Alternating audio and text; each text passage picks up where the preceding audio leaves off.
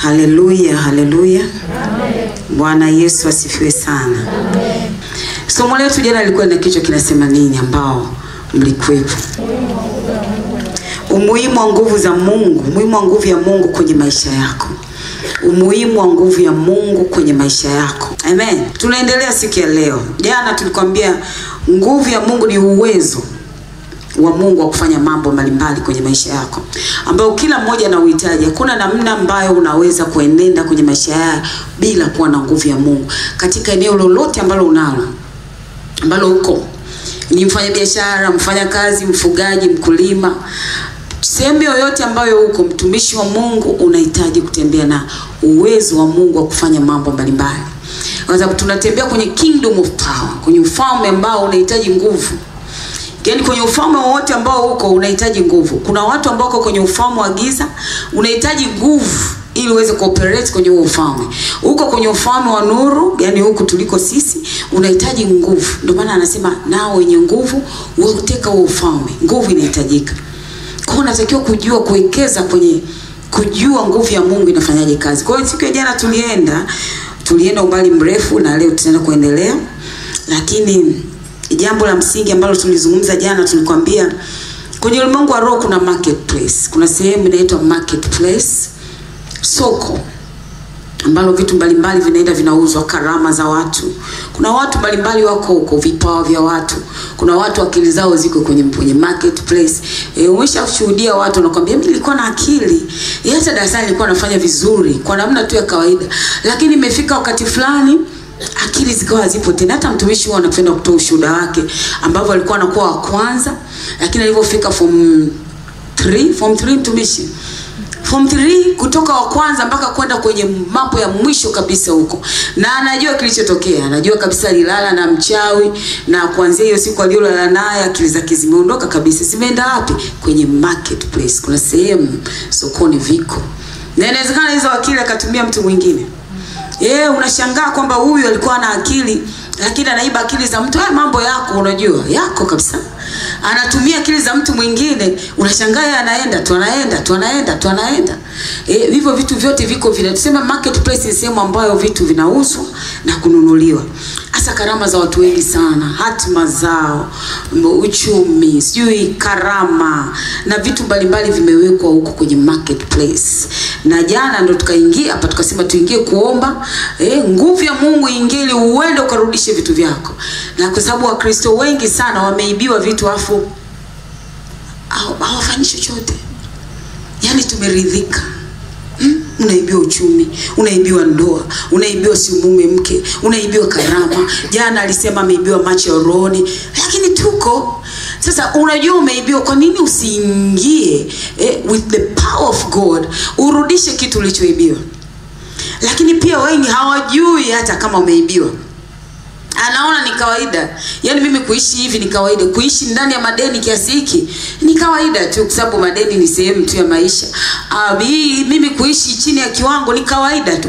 Lakini sio kawaida. Sio kawaida, wana wa Mungu. Mungu hajatuleta duniani kuja kufinyiliwa au kuonewa. Tumeletwa duniani kuja kumiliki na kutawala sisi kama waamini. Lakini kwa nini tunatawaliwa? Kwa sababu kuna kitu kina misi kwetu. Kuna maarifa tunayakosa ambayo ni kujua nguvu ya Mungu na inavyofanya kazi. Bwana Yesu asifiwe sana. Kuanzia leo tukatai kuwa average. Amen. Tukatai kuwa watu wa kawaida, kufanya kazi chini ya kiwango, kuishi maisha ya chini ya kiwango. Tunataka kuanzia leo tukipata neno hapa, tunatoka na tunatembea na hiyo nguvu ya Mungu, tunaipeleka sehemu mbalimbali ambazo Mungu ametuweka. Amen. Kama ni vyeo vyetu tuvipate, kama ni uchumi wetu tuupate, madeni yao turudishie, wakae nao huko kwenye marketplace. Sisi tunaendelea, tunatembea mbele na kupanda na kuongezeka. Afya zetu tukazikomboe. Tusibaki watu wengine wanashindwa kwenda kazini kwa sababu ya afya. Afya zao zimechukuliwa, zimepelekwa kwenye marketplace. Afu wao wamepewa matatizo ya migongo, matatizo ya mifupa, matatizo ya BP, matatizo mbalimbali ya afya, wanashindwa kuperform.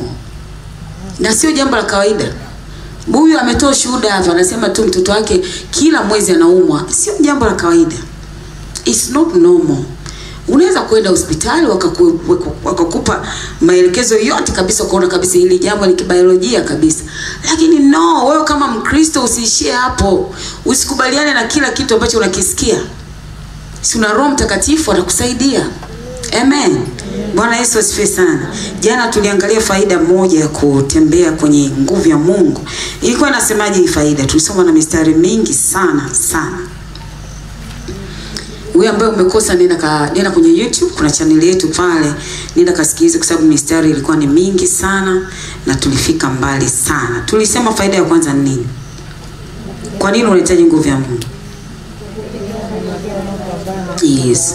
Faida ya kwanza ilikuwa ni ili uweze kupigana na maadui wanaopingana na hatima yako au na kusudi lako.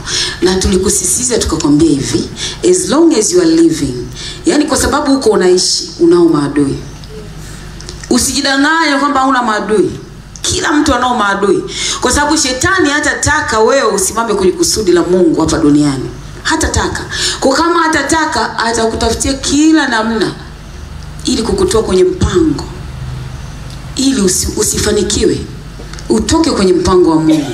Kwa maadui unao, ili uweze kuwashinda hao maadui, unachohitaji ni nini? Nguvu ya Mungu. That's it. Na tulikwambia nguvu ya Mungu unaipataje? Jana tulikwambia Roho Mtakatifu. Hakikisha unautii. Na jambo lingine ni nini? Imani. Lazima uwe na imani. Sasa leo tunaruka moja kwa moja kwenye jambo la pili. Jambo la pili, tutaendelea na hili somo kwenye mikoa mingine. Mfano kama Manyara tutaendelea na hili somo. Kwa hata tukiwa Manyara wiki ijayo, wewe hakikisha unafuatilia ili uweze kukaa vizuri. Leo tutaenda kukupa faida nyingine moja. Tutaenda nayo. Alafu tukifika Manyara tutaendelea mpaka pale Roho Mtakatifu atakapoona imetosha. Faida nyingine. Kwa nini unahitaji nguvu ya Mungu? Unahitaji nguvu ya Mungu ili uweze kumiliki na kutawala. Sisi kama waamini, Mungu anataka tumiliki na kutawala. Ametuleta duniani tumiliki na kutawala. Msoma Biblia mtusomee Ufunuo wa Yohana 5 mstari wa 9 na 10. Ufunuo sura ya 5 mstari wa 9 na 10. Nao waimba wimbo mpya wakisema, wastahili wewe kukitwaa hicho kitabu na kuzifungua muhuri zake. Kwa kuwa ulichinjwa ukamnunulia Mungu kwa damu yako watu wa kila kabila na lugha na jamaa na taifa. Ukawafanya kuwa ufalme na makuhani. Ukawafanya kuwa, huu mstari wa 10 unaweza kupigia mstari kama una Biblia yako, au unaweza ku-highlight kama una electronic Bible. Ukawafanya kuwa ufalme na makuhani. Ukawafanya kuwa ufalme na makuhani kwa Mungu wetu. Nao wanamiliki juu ya nchi. Nao wanamiliki juu ya nchi. Ukamnunulia, nasema ukamnunulia Mungu kwa damu yako watu wa kila kabila na lugha na jamaa na taifa. Maana yake wale sasa waliomwamini Yesu ndio wao wanaozungumzwa hapa. Baada ya kumwamini Yesu anasema ukawafanya kuwa ufalme na makuhani kwa Mungu wetu, nao wanamiliki juu ya nchi. Maana yake kumiliki ni sehemu, inatakiwa iwe sehemu ya maisha yetu. Unaposema ametufanya kuwa wafalme, maana yake tunamiliki na kutawala kama wafalme. Kwa sehemu yoyote ambayo tunaenda, sehemu yoyote ambayo Mungu ametuweka, tunatakiwa tumiliki wana wa Mungu. Amen. Lakini Wakristo tunamilikiwa. Ukiangalia tu kwa sura ya kawaida, hata usipozama ndani ukiangalia, Wakristo wanamilikiwa, waliookoka hao ambao Mungu amenunua kwa damu ya Yesu, ametununua sisi kwa gharama ya damu ya Yesu, afa akatupa kumiliki na kutawala. Tunamilikiwa. Why? Kila sehemu ukienda tunamilikiwa sisi ambao tumenunuliwa kwa damu ya Yesu. Kuna kitu gani kinakosekana? Kwa sababu kama Mungu ametupa kumiliki na kutawala, wewe unaifanya biashara. Kwa kina nani wanafanya biashara? Mnyosha mkono kama unafanya biashara yoyote. Wafanya biashara. Unafanya biashara gani? Ni wakala. Wakala. Namna unavyofanya biashara yako, umeridhika kwamba hapa yani mimi market share nimeikamata kweli kweli. Umeridhika, si ndio? Naposema market share wana wa Mungu, kwa mfano kama Arusha, yuko Arusha. Kama Arusha wateja wa biashara yake wako 1000. wateja wake wako ngapi? Tunaposema mtu anachukua market share kubwa, maana yake katika watu 1000 yule ambaye ana wateja wengi zaidi ya wafanyabiashara wengine wote, huyo ndo amekamata market share kubwa. Sasa tunapozungumza kwa habari ya market share, wewe unaweza kujiweka kwenye market share gani? Asilimia ngapi? Mfano wateja hapa Arusha kwa 1000, wewe unapata wangapi? Mkristo uliokoka hafiki 100. Hata hiyo 100 umesema tu, lakini sio for the sake of saying. Kwa nini? Mimi nataka nikupandie ndani mwako saizi upate uchungu. Unajua unaweza kupata wote 1000 wewe peke yako. Amen. Unaweza kabisa. Amen. Ni vile tu hujaamua, bado hujapata maarifa ya kufanya hivyo. Na inawezekana anayemiliki market share kubwa hata hajaokoka. Lakini kuna nguvu yake anayoitumikia kule, na amesubscribe, ana submit kwenye hiyo nguvu with all his heart. Yaani hapo ndo tunapigwa hapo tu. Anayekamana market share kubwa, hata yuko kwa Mungu, wala tumii nguvu ya Mungu, lakini nguvu anayoitumikia ya shetani, ana submit into that power faithfully. Yaani anajitoa kweli. Yaani unaweza kutata sio Mkristo, acha tu mbali kwamba ameokoka, sio Mkristo, lakini ana submit, kutoa anatoa, ananyenyekea, anatii kila anachoambiwa na ile mamlaka yake na ile nguvu yake. Na tunaona anakamata share kubwa. Wakristo wako huku, wako tuko tu, yani tuko kuomba kwenye atuombe. Unaombaga masaa mangapi kwa siku? Tunajifunza, wewe ndio unapona hivyo. Kwa bora uzungumzie ukweli wako. Azidi mawili. Na kwenye hayo mawili, mimi I can guarantee you, utaomba uchumi, utaomba umeolewa, utaomba mume, una watoto? Hapana. Bado hujabarikiwa watoto. Kwa hiyo hicho ndio kitakuwa yani Mungu, mbona umeniacha? Si ndio? Hapana. Una nyumba? Hapana. Haya, Mungu kunyumba hujanikumbuka bado. Kiwanja unacho? Ndio. Mungu umenipa kiwanja, lakini nyumba sasa nashindwa kujenga. Umeona jinsi kwenye masaa mawili unavoweka kwenye masaa mawili, kipaumbele chako hasa kwenye maombi yako ni kipi? Naomba Mungu aniongezee nguvu za kiroho. Bora hata ukiomba nguvu za kiroho. Tangia umeanza kuomba nguvu zinaongezeka au zinapungua? Zinaongezeka, zinapungua. Unaona? Hapo hajagusa biashara. Unafikiri biashara inaendaje kule?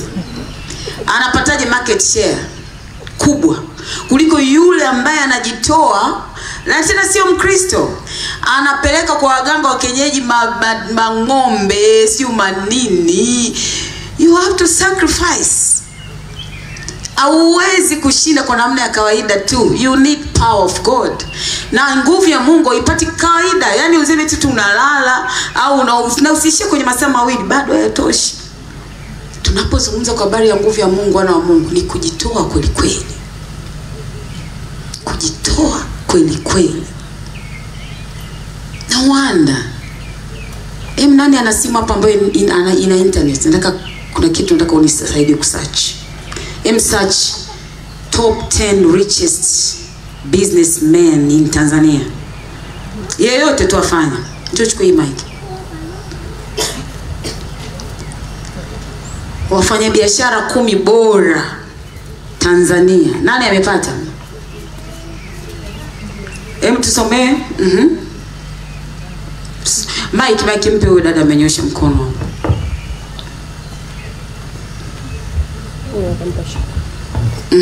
Mohamed Salim. Nasikia Saidi Salim Barisa, Bash Patel, Ali Awadhi, Dalib Said Muhammad, Rajnad Mengi na wengine. Lakini unaona kabisa kwa sijui kama alikuwa ameokoka, sijui, siwezi kusema. Shekra Kanabar, Abdulaziz Abud, Rostam Aziz, Salim Taki. Mnasikia wa Kristo mliokoka? Nyinyi mko wapi? Umefika ngapi? Huyo ni wa nani? Yogesh Manek, Yusuf Manji. Nyinyi mko ngapi? Tena wewe mmoja hatujui kama alikuwa ameokoka au la. Sisi tunazungumzia believers, si ndio? Where are you? Where are you? Na mko tu wenyewe mnatembea, mmeridhika na kigari kimoja, mmeridhika na nyumba, mmeridhika na kiduka chenu, mmeridhika na mashamba mnayolima. Alafu watu waoni, tukigugwa tuwaoni majina yenu. Where are you? Kuna kitu kina miss. Kuna kitu kina miss. Bwana Yesu asifiwe sana. Alafu hata unavyoona kuna nguvu wanao submit kwayo. Kabisa. Hapo sisi Mungu alisha kutufundisha wakati fulani. Alitupa kabisa mfano. Akatumia mnamwona yule ambaye ni mfanyabiashara mkubwa tu, wala sio Mkristo. Kabisa. Akatuambia ana nguvu sio za kawaida. Nazungumzia power of darkness, nguvu za giza. Sio za kawaida. Na ni mtu ambaye wafanyabiashara wanamwangalia sana. Lakini nguvu anayotumia anayo-operate nayo kupata market share kubwa sio nguvu ya Mungu. Lakini anapenya. Of course kuna nguvu mbili na hii nguvu mwisho wake sio mzuri. Kwa hiyo sio kwamba utoke hapa uende kwenye hiyo nguvu yake. Na hata ukienda huko kuna sacrifice za kutoa. Kama umeshindwa kutoa sacrifice kwa Mungu, kule utaweza? Ukiambia watu wanatoa mang'ombe, wanatoa watu, wanatoa ndugu zao, wanatoa mama zao, wanatoa watoto wao, utaweza? Sasa huko tu umejikunyata Mkristo wa watu. Wafanya biashara mnyoshini mikono tena ni wao. Dada Judith, wewe unafanya biashara gani? Mimi nafanya biashara ya unga na pia nafaka. Market share yako ni asilimia ngapi? Bado ndogo. Asilimia 15 kwa Arusha, tena 10. Namba 7. Bana unatengenezaga unga wa lishe unasema? Natengeneza lishe sasa, lakini hadi na wa mahindi. Si wako wengi sana. Alafu msifanye biashara tu kizembezembe. Fanya biashara in a professional way. Kiasi kwamba ujijue, fanya research wewe ujijue market share yako ni ngapi. Yaani usifanye tu basi leo nimeuza watu 10, leo nimeuza watano. Lakini hata ujijui hapa tukisema wewe market share yako ni ngapi. Ujui, yani una guess. But you can do in a professional way. Mungu amekupa akili Mkristo. Akili unayo, Mungu amekupa. Lakini shida ni kwamba tutumie akili Mungu aliyotupa. Kitu tu ambacho Mungu hataki, tusizitegemee akili, tumtegemee yeye. Lakini akili tuzitumie. Ifanyishe kazi hiyo akili Mungu aliyokupa. Amen. Mfanya biashara mwingine yuko hapo. Mlikuwa mmenyosha wengi. Shida ni nini? Niyo sema fanya biashara mmenyosha, yani kwa confidence. Yani mimi hapa, umeshajikagua umeona mimi market share yangu hata 0 point ngapi labda. Amen. Usiache biashara. Lakini sikiliza neno, nenda kalifanyie kazi. Usikae na kujikunyata ubaki hapo hapo. Sasa kitu cha kufanya wewe mfanya biashara. Hapo nimezungumza tu na mfanya biashara. Kiki kuna wafanya kazi mko hapa, mko vile vile. Yaani maisha yenu yako vile vile. Watu wanakuja wengine wanapandishwa cheo, wewe uko pale pale. Unaisha tu kulalamika yani haisaidii. Yaani hata ukilalamika kusema yani haisaidii. Wala usimlalamikie Mungu kwa sababu wewe mwenyewe tu hujaamua kuwa serious na Mungu. Bwana Yesu asifiwe sana.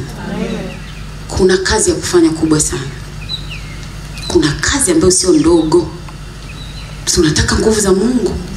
Umesema anaitwa nani? Yaani tunataka nguvu za Mungu. Si ndio? Unataka kuexcel kwenye biashara yako. Unahitaji kujitoa kweli. Tusiwadanganye, sio kazi rahisi.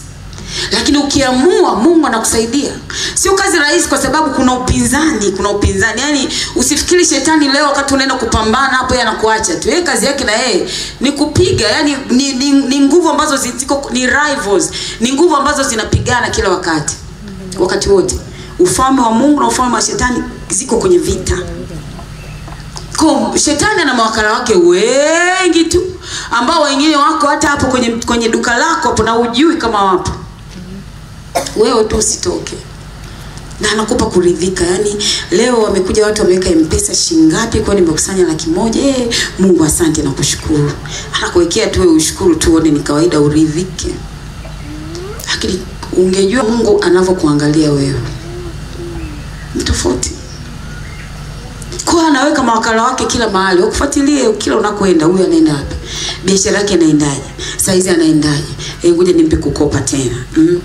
Unasikia tena uko neno wewe, ili ufanye biashara vizuri lazima ukope. Unajitia moyo, unaenda unakopa. Kisha kopa, mambo yanaanza kuharibika. Ndio hao ambao wanataka kujiua. Alafu roho ya madeni waga inaambatana na roho ya mauti. Kwa sababu wengi sana wanaokujaga huko kulalamika madeni, anakuambia natamani nijiue. Mnaopenda madeni mko hapa? Mnaopenda kukopa? Kuna watu tu wanapendaga kukopa. Imo nani? Yaani jiombee hiyo roho ya madeni. Hiyo roho ya madeni nimekwambia inaambatana na mauti. Before you know it, utajikuta huko kwenye mauti. Bwana Yesu asifiwe. Usiangalie chini, wewe niangalie tu. Yaani kuna watu mkopo mnaona yani kama vile mpaka kwenye inatoka nini, songesha. Unakopa mpaka songesha, sio Empower na vitu kama hivyo. Yani unakopa mpaka Vodacom, unakopa yani ukipata tu nafasi ya kukopa. Nyingine nini za kukopa? Migodi. Mnaona mnavyosijua? Nani? Timiza. Haya. Achana na hivyo. Yaani hata kama ni hela ndogo usikubali kukopa. Neno unataka sisi ndio tukopeshe. Tena tukopeshe mataifa. Wewe unakubalije kukopa? Yaani sema Mungu mimi nakufa. Yaani leo hata acha nife. Lakini hii 10,000 ambayo shetani ananiambia nikaikope, sikope. Jana mtumishi alituchekesha mpaka sema wengine mnakopa mpaka kusuka. Saloni mnaenda, mnakopa nitakulipa wiki ijayo. Wewe kama una hela bora ubaki hivyo hivyo.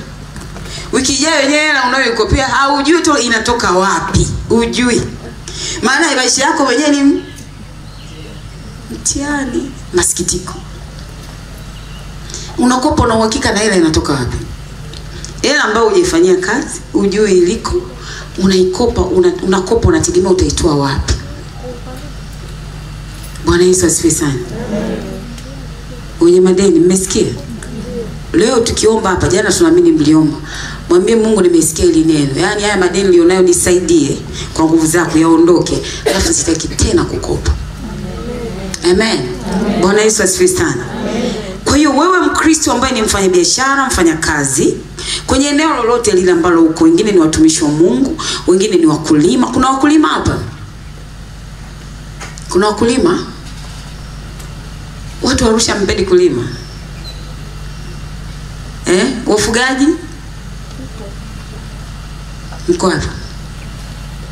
Wewe unafuga? Mbali. Haijalishi lakini tu ni mfugaji, si ndio? Unafuga nini? Na kulima.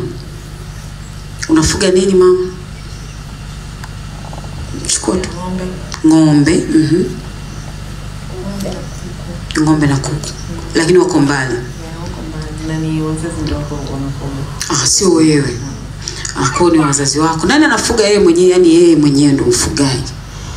Kwa nini hamtaki kufuga wana wa Mungu? Yuko mfugaji? Unafuga nini dada? Ng'ombe. Wamefika wangapi sasa hivi? Ni wawili. Kwa neno la Mungu anaweza kaongezeka ng'ombe. Ukiamua. Unajua ni maamuzi tu. Ukiamua unakuwa ni mfugaji mkubwa sana. Amen. Haujaamua tu. Kuchukua neno hapa leo nenda kalifanyie kazi. Unafugia nyumbani au wapi? Geita. Kwa nani anawatekea? Kuna mtu yuko ambaye anasema. Lakini wa kwako. Tena Geita huko si maeneo yako mengi Nyankumbu kule. Kwingine wapi mtumishi? Bwala. Na wapi tena? Wewe unafugia wapi? Nyekundu. Kumbe nimepatia. Ndio mjue sasa kumbe Roho Mtakatifu yuko pamoja na mimi. Kumbe ni yuko huko liko kutaja. Sasa wanakaa kwenye ukubwa gani, eneo gani?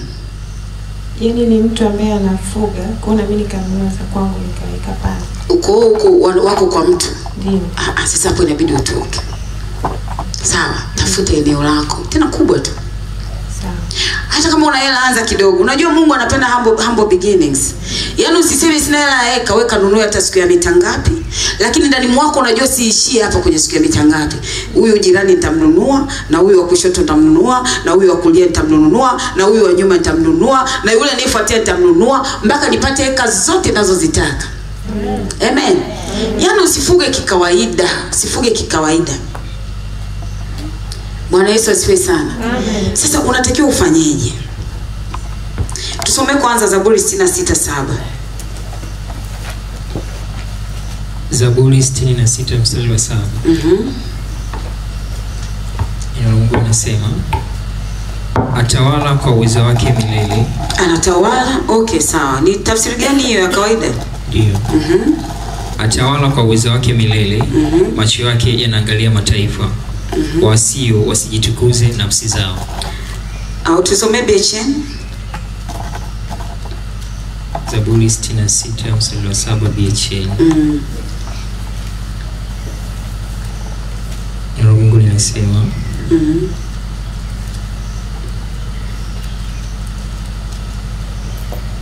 twende.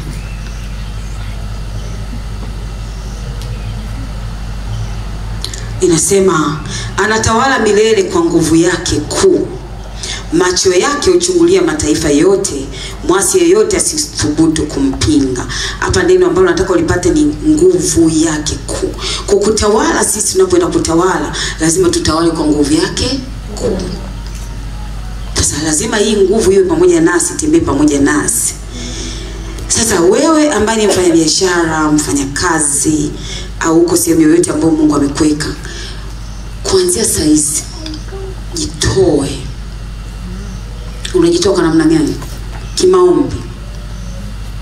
Masaa 2 ndani hayatoshi. Umesikia? Unataka kuwa na market share kubwa? Hayatoshi. Sawa? Hayatoshi. Toka hapo ufike mpaka kwenye masaa 8. Wala usione kama ni kitu kigumu. Unaweza. Sizungumze na Dynasty, nazungumza na wengine wote. Hapa sijawaguza tu ambao wanasali nusu saa. Mko wengi.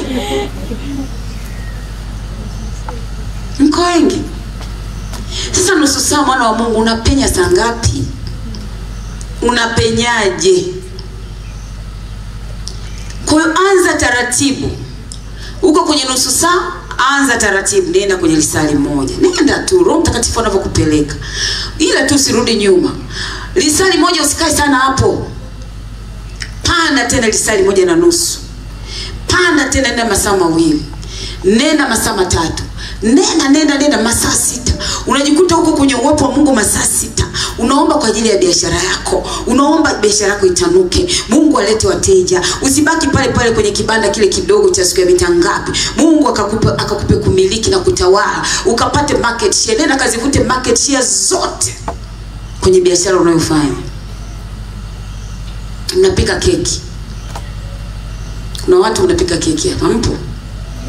Mko wapi? Hii biashara najua watu wengi sana wanafanya. Mbona unanyosha mkono kama hujiamini dada? Sikuulizi hata una market share ngapi, wala sitakuuliza. Nataka tu kujua kama unafanya hiyo biashara. Sababu najua jibu ninalo tayari. Lakini utawasikia tu wafanya biashara fulani ndio wanajulikana kwenye keki. Yaani kiasi kwamba umesha classify mtu anataka keki ya quality fulani, kuna huyu mtu. Si ndio? Why not you? Kwa nini unashindwa ku-excel? Kuna kitu ambacho unatakiwa kukifanya ambacho hujawahi kukifanya. Kikubwa sana ni maombi. Kwa kuanzia sasa hivi nenda kabadilishe namna yako ya kuomba. Yuko mtumishi wa Mungu mmoja wa Kongo. Anaitwa Yves Castano. ni mtumishi wa Mungu, lakini Mungu pia amemuita kwenye kufanya biashara. Unaweza kwenda kumgoogle muangalie. Anaitwa Yves Castano. Tulikuwa kule Ghana wiki iliyopita na yeye alikuwa ni mmoja wa speakers. Alikuwa anafundisha vitu vizito sana. Fanya biashara, lakini anakuambia Kongo, si mnaijua Kongo kuna ushirikina mno, wachawi wanaoenda Kigoma kule wanazama, wanalala kule kwenye ziwa Tanganyika kule, wanalala sio hata siku ngapi mle ndani kwa ajili tu ya biashara. Umeona jinsi walivyokuwa busy ku sacrifice, mpaka mtu anaenda kulala ziwani ndani kwa ajili ya biashara yake ikue. Wewe Mkristo uko tu unatembea unapepea tu, kuomba kwenye unaomba nusu saa, half mwenyewe unajiita business woman. Angalia watu wanavyo sacrifice. Na huyu mtu mpaka kwenda kule chini ya ziwa, muulize kwanza ametoa kitu gani. Mwingine anaweza akakwambia ametoa mtoto amekuwa zezeta. Mwingine ametoa mama, mwingine ametoa baba, mwingine ametoa mang'ombe, sio ng'ombe hata. Kwa hiyo huyu mtumishi wa Mungu anasema yeye siri ya kufanikiwa kwake, amefanikiwa sana huyu mfanya biashara. Yaani anatusema kwa Kongo, hata sisi tunaweza kusema huyu anatutoa kidedea watu ambao tumeokoka kwa kweli. Hata kama yuko Tanzania, lakini kwa kweli angalau. Hasa tunataka huko Tanzania Mungu atukuzwe. Tukija kwenye biashara yako ukisema umeokoka Dynasty, tuseme haleluya. Jesus is Lord. Lakini tunakuja na masikitiko. Kiduka kiko cha nguo, lakini nguo zenyewe ziko 6 zile zile. Zingine zimepaukia hapo. Aziongezeki, kiduka kiongezeki. Ndio Wakristo wako hivyo wengi, maduka yao yako hivyo, vinasikitisha. Kwa huyu mtumishi wa Mungu anasema mimi nikiingia kuomba, kinachombeba ni maombi na imani yake kwa Mungu na kumpenda Mungu. Anamwambia Mungu, umenileta duniani. Ninajua ipo nguvu yako ndani mwangu. Ninajua nina nguvu. Kwa nini wale watu wa kule kwenye mataifa wao ndio waonekane wanafanya zaidi yako wakati una nguvu? Sitoki hapa. Yaani kama hii nguvu utaiachia, ni bora uniue. Kwa nini niishi duniani bila nguvu yako? Na haya mambo sio ya kuomba tu, unaomba tu Mungu. Kwa nini wale watu wengine wana excel? Alafu mimi niko hivi tu. Baba nimeomba na kuamini. Amen.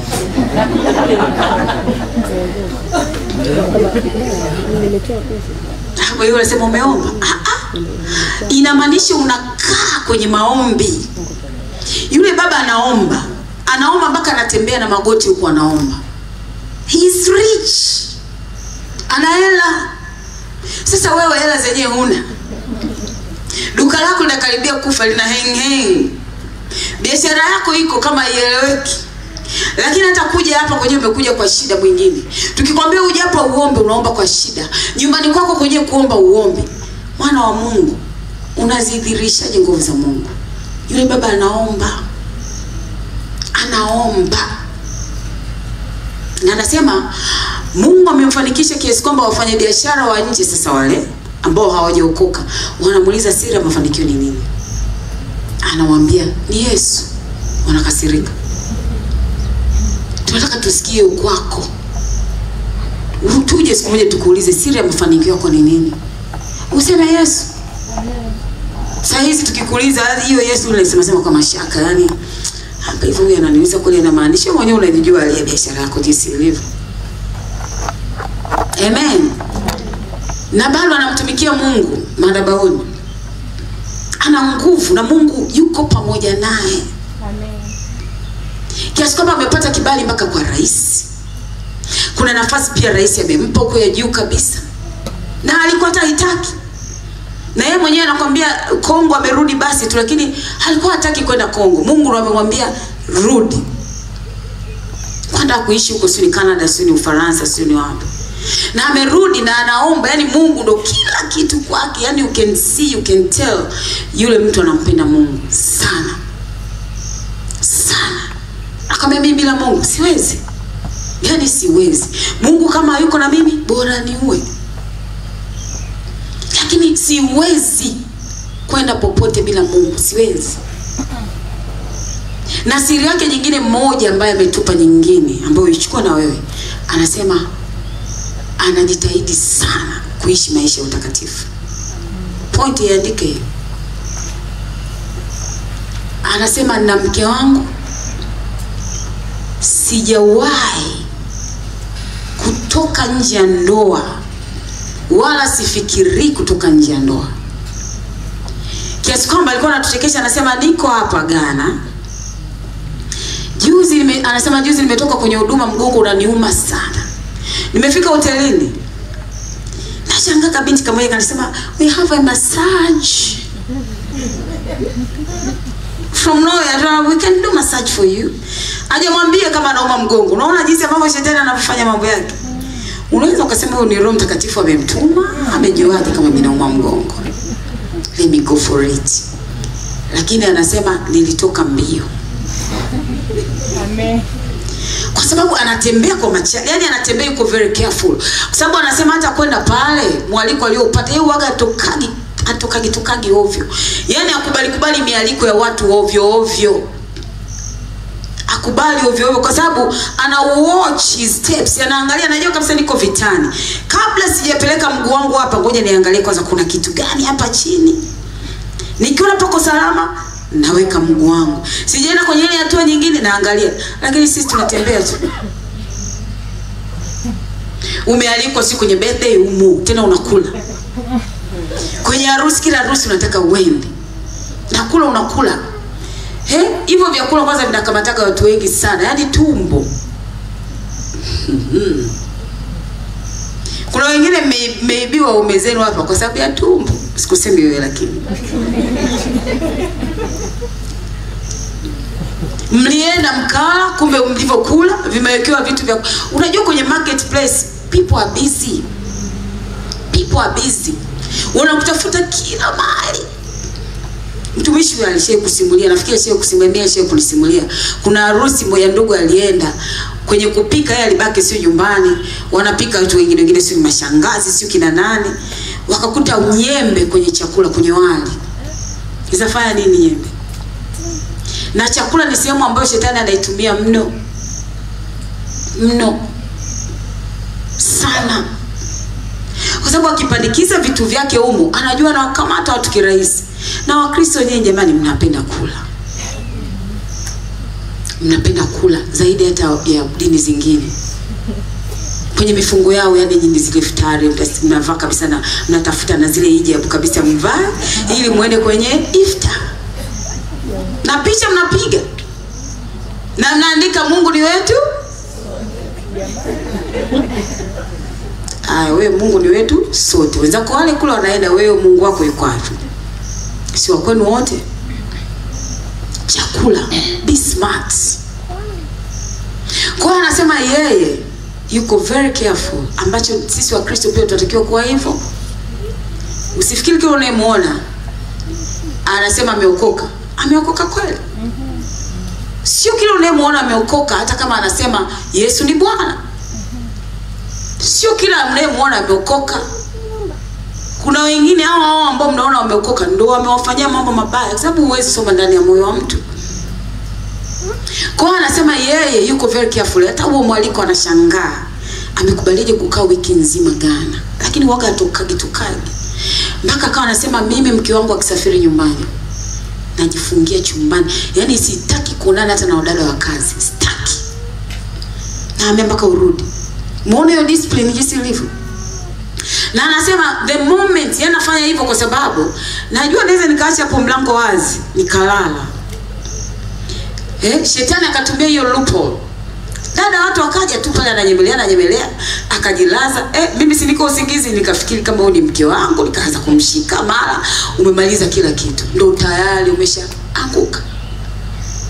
Lakini anguko wewe mwenyewe unatakiwa kuwa careful. Yani fanya chochote unachokiweza.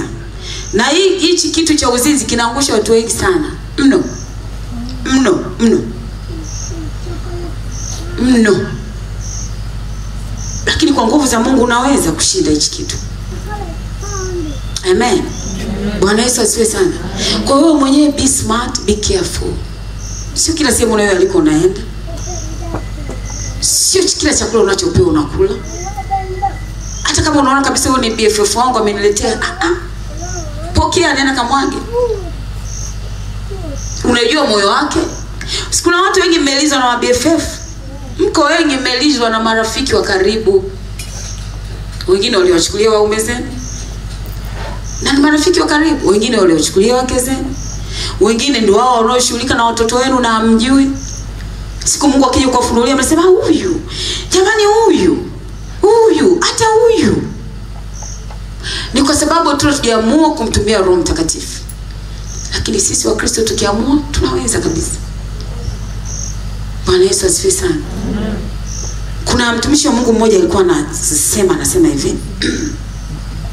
Yeye wakati wako wadogo, alikuwa anamwona mama yake. Watu wanakuja mbalimbali siku mbalimbali wanaleta vyakula.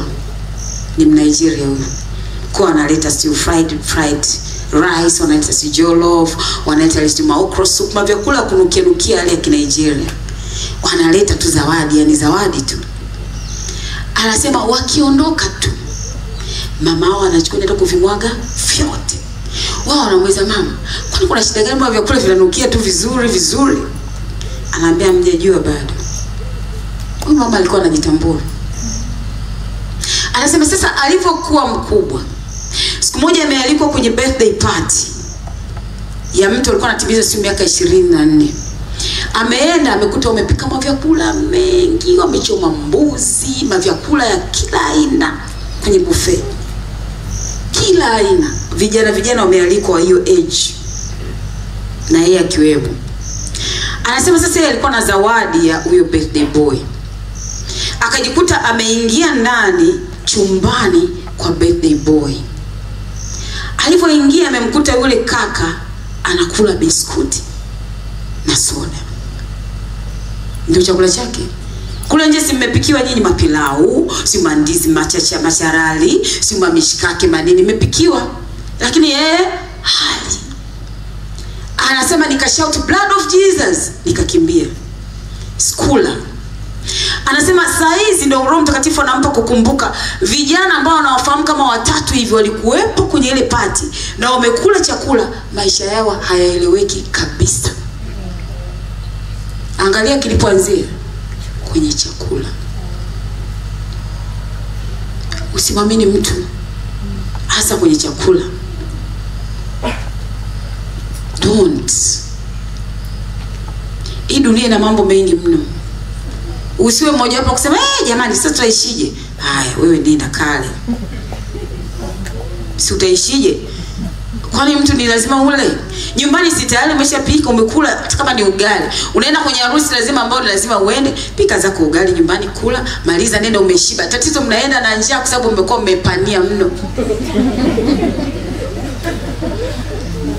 Kwa muda wote wa harusi unawaza tu wakati wa chakula. Nitakavyo kula lile ni pilau, lile ni ndizi. Ila zangu nimeshangia kabisa vizuri. If you have to go, nenda umeshiba. Lakini wangapi wanaweza kufanya hichi kitu? Au saizi tu mimi niulize, wangapi mnaenda kwenye harusi mmeshiba? Yaani unasema mimi sina haja na chakula chao. Naenda tu kula kwa sababu imenilazimu kwenda. Ni vitu vidogo lakini they cost our lives. Asa haya mambo yote Roho Mtakatifu ndiye anaweza kukusaidia. Jana tumekwambia unamhitaji Roho Mtakatifu ili nguvu za Mungu ziwe halisi kwako. Nakwambia kabisa, siende kwenye hiyo harusi. Hata kama atakwambia kwa sauti, ndani mwako utakosa amani. Maana sijisikii kwenda kwenye hiyo harusi. Usidharau. Unaona kabisa umealikwa sehemu afu ujisikii, kaa. Yaani wala usiogope kuhusu lawama zitakazo kuja huko baadaye. Yaani hicho kitu hata usikiwaze. This is your life. Haya maisha ni ya kwako. Usiogope watu watakusema. Unajua unachokifanya. Be bold, be smart. Love God. Amen. Kwa huyu mfanyabiashara amefanikiwa sana. Anampenda Mungu mno. Sana. Na ndio kitu ambacho tunataka tukione kwa wafanyabiashara wa Tanzania. Amen. Maana yake ni kwamba Mungu anakuwa mlinzi wake kama jana ambavyo tumesoma pale.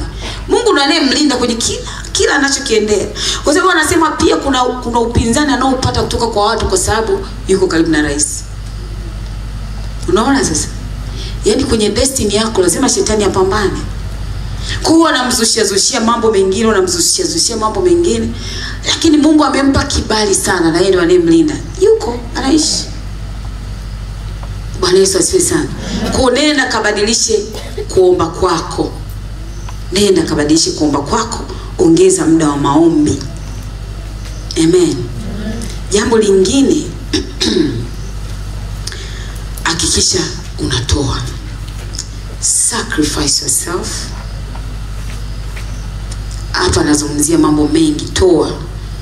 Toa sadaka. Toa muda wako. Toa mwili wako. Toa.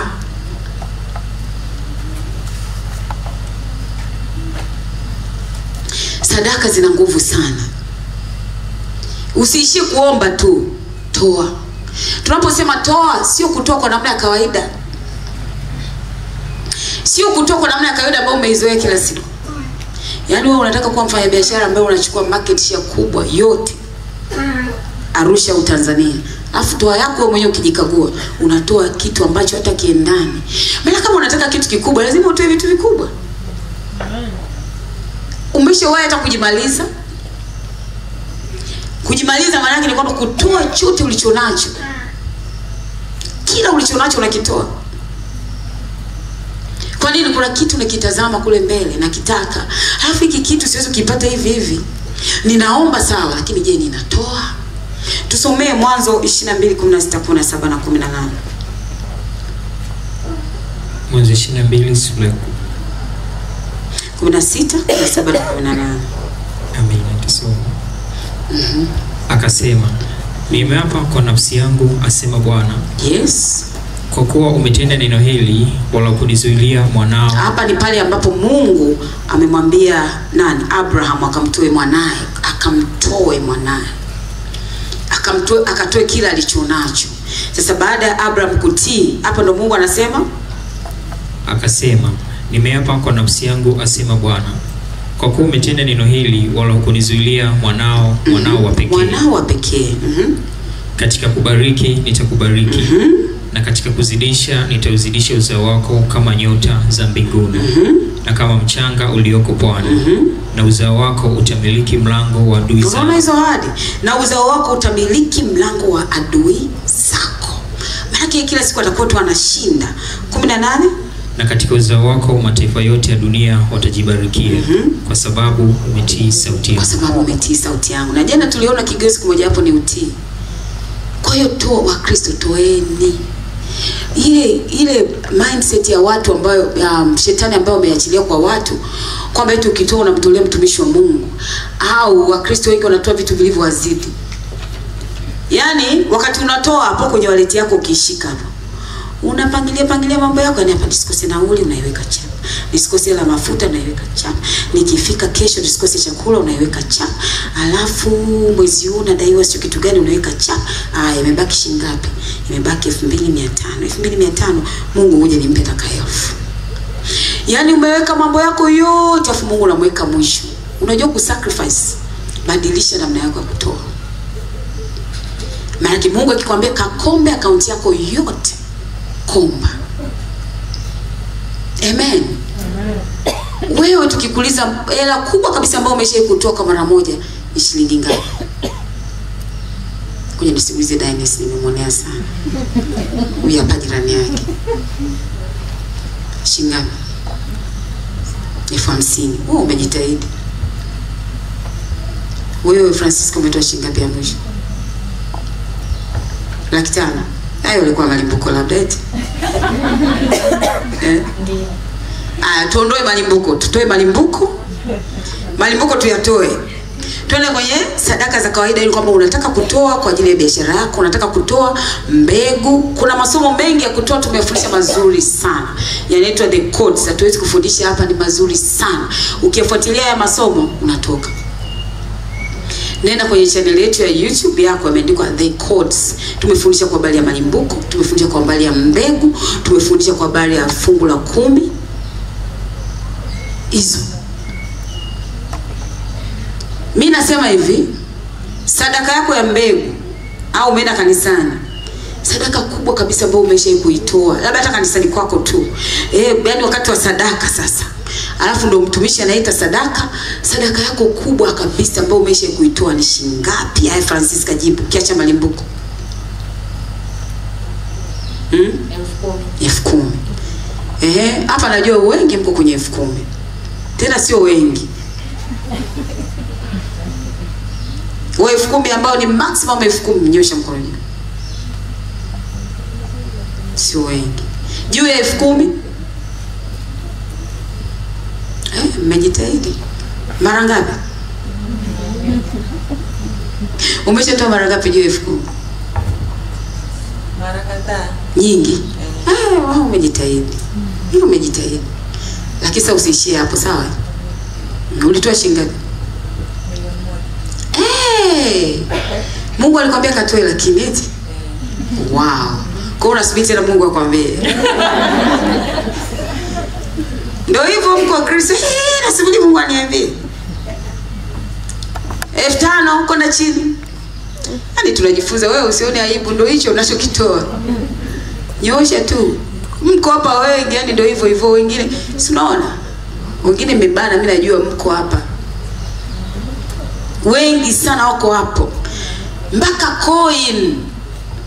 Unajua tunaposema kutoa, unatoa. Tunaposema kutoa kwa moyo wako wote. Una 500 ndani ya pochi. Hatusema usiwe 500, lakini unachotoa kinalingana na ulichonacho. Yule mama aliyetoa senti kule Yesu akamsifia, alitoa alichonacho. Ametoa kwa moyo. Kwa ndani ya mfuko wako una 500, alafu unasema Mungu, nakupa 500 yote. Huyu mtu ametoa kwa moyo. Lakini ndani ya pochi una shilingi 10,000, alafu unampa Mungu 500. Una 1,000,000 unampa Mungu 10,000. Wana wa Mungu kutoa kuna wapandisha watu mno. Sana. Sana.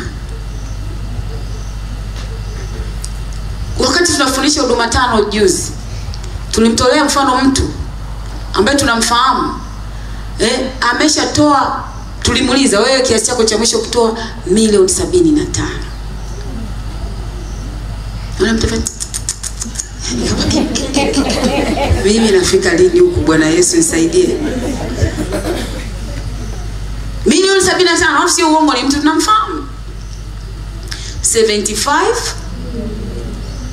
Na alitoa ushuhuda, anasema yeye wakati anaanza maisha yake alikuwa anakula hata chakula kimeoza. Mungu anamchukua mtu atoa kwa atoa, anaangalia moyo wako, anakula, sio kwamba ana maisha. Anakula chakula kimeoza, maisha yake haeleweki, siku nyingine ana chakula na siku 3 hana chakula, sio kwamba amefunga. Lakini angalia Mungu anavyompeleka. Na sio kwamba alianza kutoa 75 milioni pa. Kuna sehemu alianza, kuna siku alikuwa na 1,000 akatoa. Sasa Mungu anaangalia moyo wako, yani umempa kwa moyo. Mungu anakupandisha. Yani unapotoa Mungu anakupandisha. Huyu mtu I guarantee you. Huyu mtu maisha yake sio ya kawaida. Tena aishi kutoa tu, maki usibakie tu kutoa, anaomba. Anaweza kaomba masaa 7, usiku mzima, masaa 12. Na tena omba yake, saa nyingine hata aombi vitu vyake. Anaomba, anafunga, anatoa. Hivi unafikiri Mungu atamwacha wewe mtu? Na ndio maana anambariki, kwa sababu kutoa $75,000, ndio maana amebaki, kwa sababu unajua wewe mwenyewe hali akaunti yako jinsi ilivyo. Lakini huyu mtu kwanza hafanyi kazi. Nimesahau kusema. Hafanyi kazi. Lakini anatoa wapi hizo hela? Hebu ikupe kufikiria, anatoa wapi hizo hela?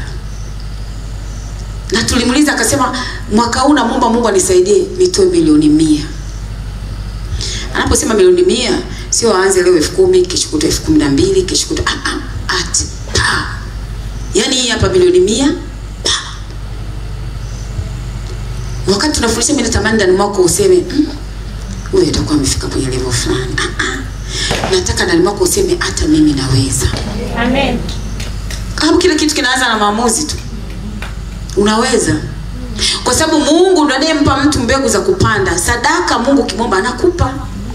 Sisi tumewashuhudiaga shuhuda zetu mara nyingi sana. Mungu anakuambia toa kiasi fulani, kikubwa tu. Na hauna hicho kiasi kwenye account. Unamwambia Mungu, umetuambia tutoe lakini hatuna.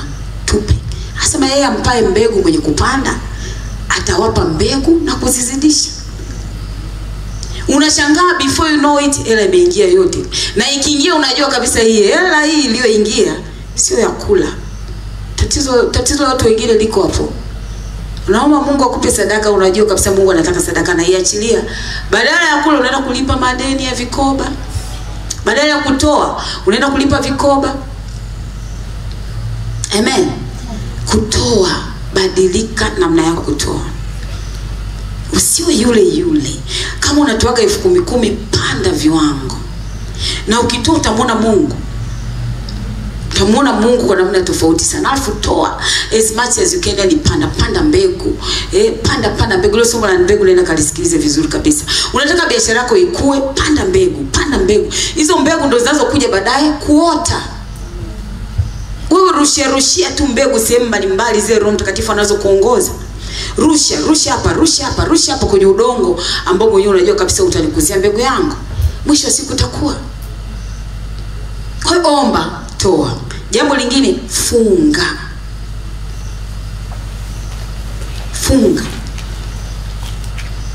Hapa tunarudi kule kwenye chakula. Wa Kristo na chakula. Mkristo na chakula.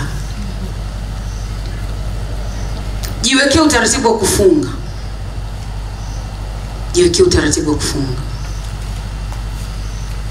Amen.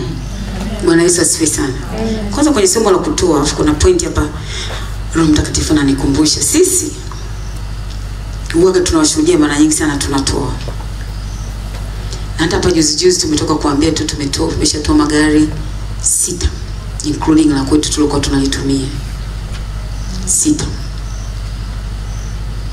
Tulipokuwa safarini Ghana, tukaenda kwa mtumishi wa Mungu mmoja anaitwa Doug Hayward, kama mnamfahamu.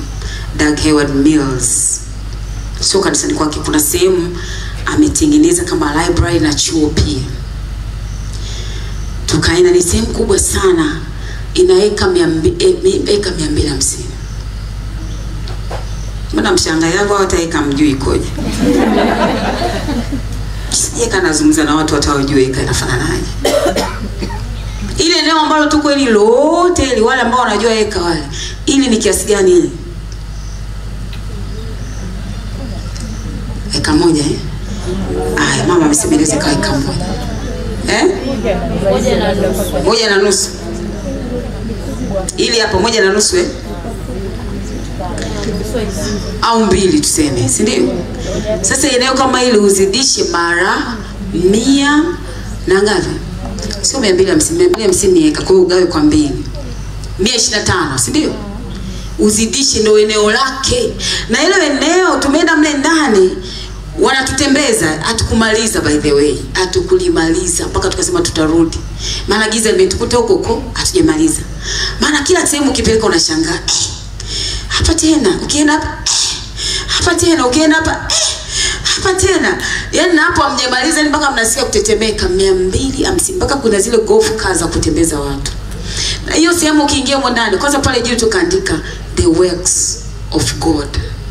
Maana yake ni anamfanyaje Mungu? Mungu ndiye aliyefanya hiko kitu chote.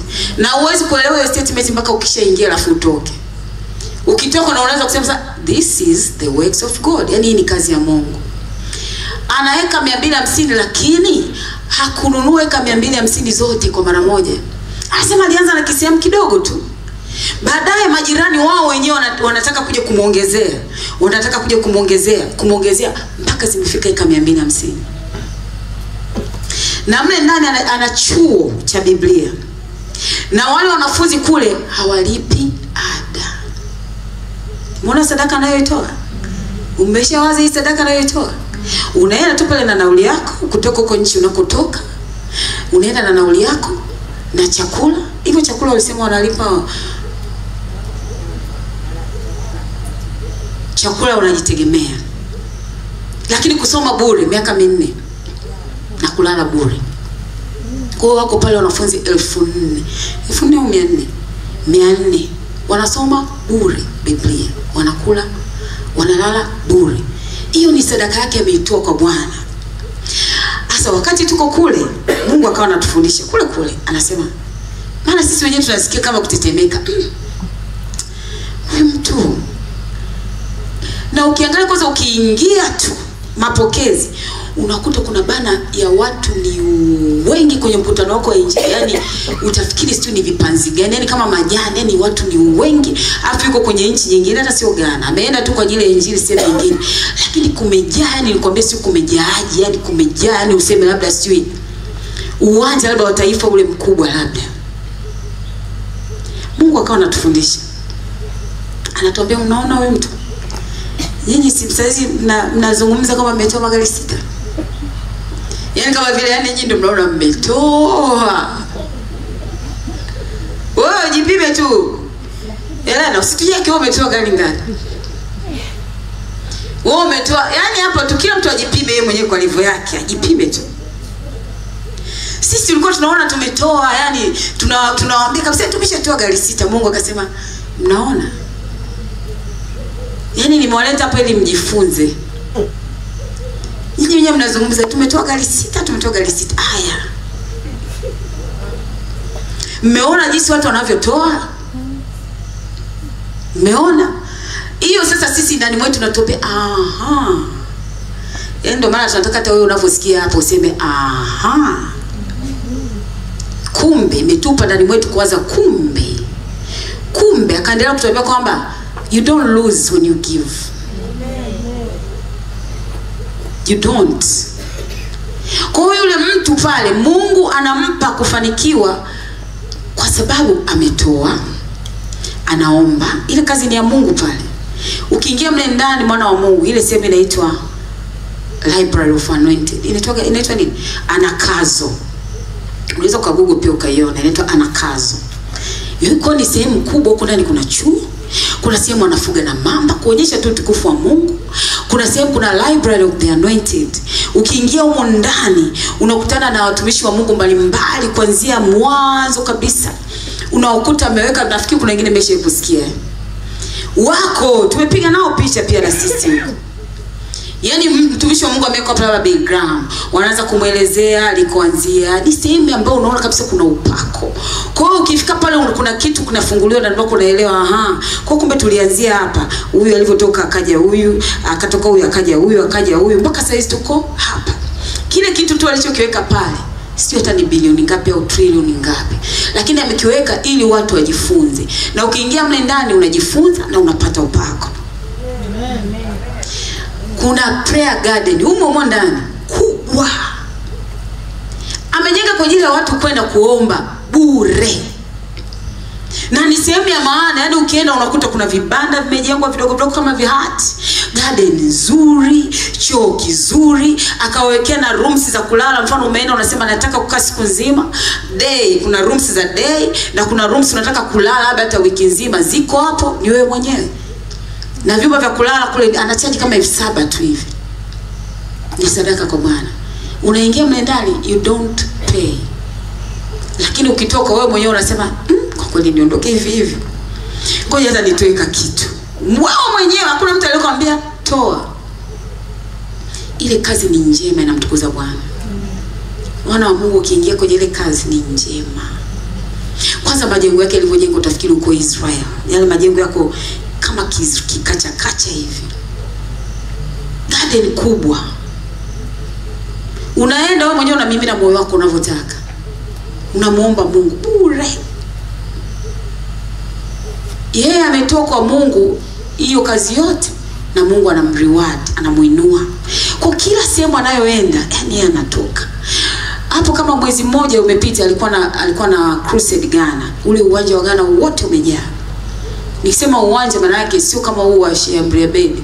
Uwanja kama ule wa Dar labda, si unachukua watu wangapi? Huo kono Sheambriabedi unachukua watu wangapi? Amjui. Ule wa Dar ambao ni umejengwa si unaitwaje ule mpya unachukua watu wangapi? Kwani nyinyi ni wa Tanzania au ni kina nani? Usiseme hivi vitu vina watu wengine. Wewe mwenyewe unatakiwa ujue. Watu wangapi? 60,000. Sasa imagine yeye amejaza huo kwao huko, si hata unachukua watu wangapi? Mungu anatufundisha, anasema mmeona? Yaani Mungu mwenyewe anajivunia. Mpaka anatuambia na sisi yani kwamba mmeona? Yaani huko mnazungumza mmeona? Yaani mmeona yani kwamba huyu mtumishi wangu mmemuona? Amen. Asa hiyo sio kwa mtumishi wa Mungu tu, wewe biashara yako. You need to give. You need to pray. Sio maombi ya kawaida, maombi yenye nguvu. Kutoa sio kutoa kwa kawaida, kutoa kiasi kwamba hata kama unalala na njaa lakini umetoa. Hizo levels ndio tunazozitaka. Bwana Yesu asifiwe sana. Wakati tuko mle ndani tunaelekezwa kwa wale watumishi wa Mungu mbalimbali kwenye ile library. Tukafika kwa mtumishi mmoja anaitwa Adeboye. Yule anayetuelezea akasema huyu mtumishi wa Mungu alivyoanza. Mshtue wewe. Mwambie wewe shareholder, una market share asilimia ngapi? Muulize.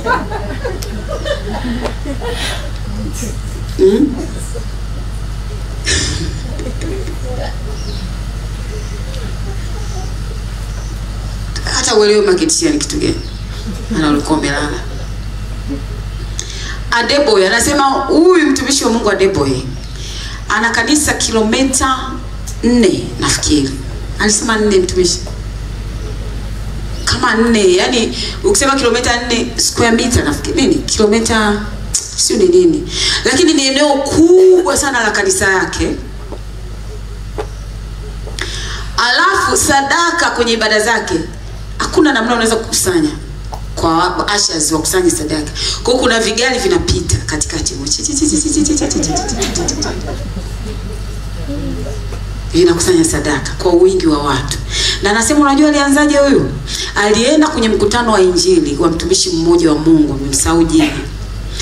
Wakati wa sadaka, wakati wa kutoa sadaka, alichukua nacho chote kwenye pochi. Alipomaliza ule mtumishi Mungu akamsemesha akamwambia, kuna mtu ambaye ametoa kiasi chote cha pesa alichonacho. Huyo mtu nataka ufanye jambo fulani kwa ajili yake. Akauliza, katika congregation yote ni nani ambaye siku ya leo ametoa sadaka yote alionayo? Akaamka Adeboye. Nafikiri mmeshawahi kumsikia Adeboye. Yes. Mmewahi? Very powerful man of God. Alivyoinuka akaachiliwa sasa nguvu, ndio ukawa mwanzo wake wa kutoka. Amen. Mpigie tu makofi. Mwambie Mungu nisaidie na mimi nisaidie kabisa. Mwambie mshika moyo wako, mwambie Mungu naomba unisaidie kabisa. Kuna maanisha lakini. Umeona? Yule sio kwamba alikuwa anajua leo mtumishi wa Mungu ataita watu waliojimaliza. Ametoa tu for the love of God, yani kama mimi hata kama kutembea kwa mguu nitatembea kwa mguu. Tunapokufundisha hivi ndani mwako usiweke mindset kwamba sisi tunataka sadaka. Yani kama bado uko kwenye hizo levels, Mungu akusaidie. Amen. Sadaka ina nguvu sana ya kukutoa hapo ulipo. Nilikuwa kwenye kipengele cha kufunga. Hiyo biashara yako funga. Kuna vitu haviwezi kutokea bila kufunga. Funga. Tunamshukuru Mungu sisi kwenye hilo la kufunga. Mungu ametupeleka hatua kwa hatua. Hapa sasa hivi ukikwambia sisi mara ya mwisho kula ni siku ya Jumaa. Siku ya Jumanne. Hatujala chochote. Yaani sio masaa 12. Kuanzia Jumanne mpaka leo hii hatujala chochote. Tuko madhabahuni. Tunaomba. Si mnamsikia mtumishi bisi tu. Mnamsikia mnafikiri kama amekula. Hajala. Hajala. Lakini tunafanya hivi sio kama tupendi chakula. Mtumishi anapenda KFC zake.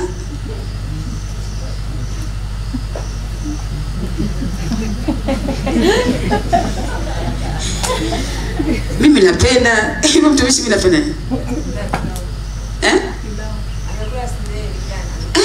Mtumishi akasema, achukua maiki uambie.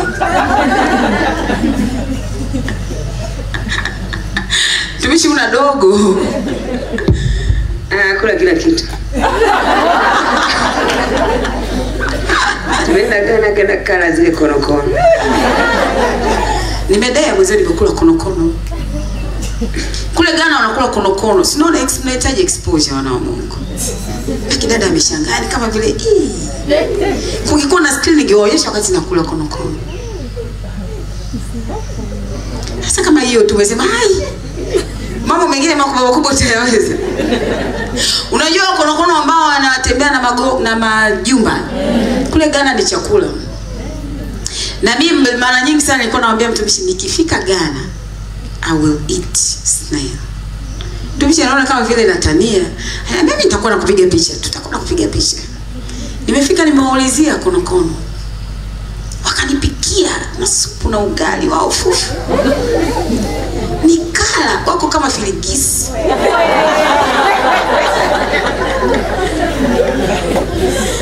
Lakini mtumishi naye amekula.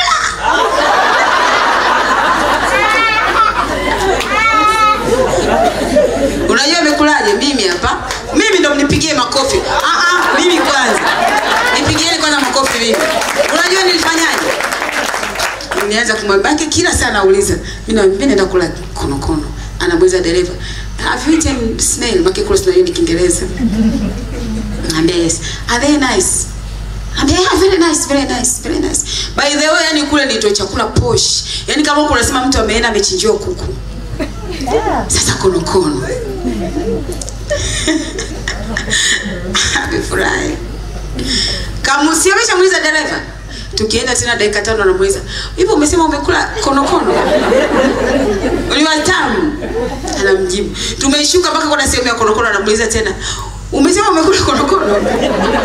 Mimi sasa nikaanza kumjengea akamwambia, "Sasa kama konokono tunashindwa kula. Kama mbona wanakula hawafi? Kwani si wanakula mbona hawafi? Mnaona kwanza una sura nzuri zinateleza kuliko hata za kwenu. Nywele zao nzuri. Ndio kwa sababu ya konokono kwani wanakufa?" Mimi nilimwambia mtumishi hata nikienda China nitakula nyoka. Chura. Unajua ni hatua mojawapo ya kuanza kwamba ninaliendea jambo lolote lile ambalo linaonekana kwa macho ya kawaida haliwezekani. Amen. Ameelewa pale nani kaka nani? Nani unaita? Vita ameelewa kabisa. Vitu vidogo kama vyakula ambavyo ukila ufi. Sasa hivi unasema kula test. Mtumishi tulipofika nikamwambia kula. Yaani ukiliendea hili wewe umeshavuka sehemu fulani. Wewe si extraordinary na mpampa maneno. Si extraordinary gani anaogopa kula konokono. Konokono mwenyewe ni mdudu tu mdogo hivi. Anakuendesha ni mpaka unaona. Naambia kwani kinachokufanya unashinda nini? Anasema naanza tu anavoteleza. Akamwambia sasa hiyo mindset iondoe. Basi nikamenga mimi nikala akasema wow. Delicious. Nikampa na yeye ngata, akangata. Lakini wanalika. Akala na yeye mpigeni makofi extraordinary pale. Simuona ameweza kuliendea hilo jambo. Sasa wewe unashindwaje? Utakula Nani atakula? Mnaniangusha. Kufundisha kote huku. Anza na mindset. Afu nafikiri wanateleza, hawatelezi. Wala wanawaosha vizuri kabisa, yani hawatelezi. Kama filigisi, unaona filigisi vile? Hivyo hivyo. Kama vibambala yeye wanarufu kama vibambala. Ngoja niwatafutie video hapa nionyeshe. Sio kama ikuku. Yeah.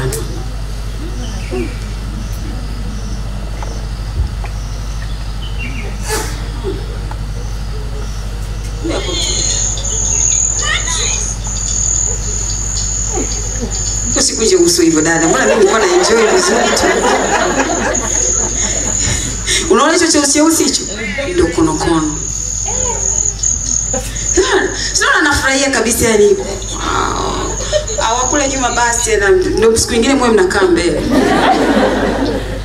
Sipitu na mambo kama haya. You see? Kwani kwa nazungumzia kitu gani? Kufunga, yes. Sacrifice. Tuliwaambia yani nilikuwa nasema mtumishi anapenda KFC zake. Mimi napenda chakula changu, mimi napenda kutesti vyakula tu mbalimbali hata kama sijaikula. Lakini unasema hivi vyote vikae pembeni. Kwa nini? Kuna kitu nakiona pale, kuna kitu nakitazamia. Ngoja ni sacrifice mwili wangu, hamu zangu za chakula. Warusha wengine mnapenda mnafu na kuku sijui na ugali na nini, vikae pembeni vyakula vyote, alafu ninaliendea jambo langu. Business yangu nataka market share. Hii market share siwezi kuipata hivi hivi. Yaani nimeomba, nimetoa sadaka, lakini na sacrifice mwili wangu. Amen. Sasa usifunge leo ndio ukasema kuna watu walifunga tangia siu maombi ya ukoo. Mpaka leo wanasema nilifunga. Mwingine siu pre-marathon 3 alifunga 3.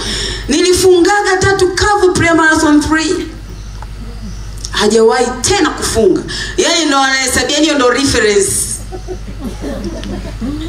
Anaweza kuweka kwenye CV. Lakini 3 kavu kwako mbona Mungu izatikiwa ziwe kawaida tu. Wengine tumewatangazia kuna mfungo wa 3 kava tayari Jumanne. Tayari umeshaanza kuwaza. Wengine mkitoka hapa mtaenda kula. Ili kukava siku 3 kavu. Lakini kitu kama kufunga hakitakiwi kukupelekesha. Yaani sisi tumeshazoea. Hata Mungu akituambia kuleni, tunaweza tukajikuta siku imepita. Masaa 12 sisi kwetu ni kawaida kabisa.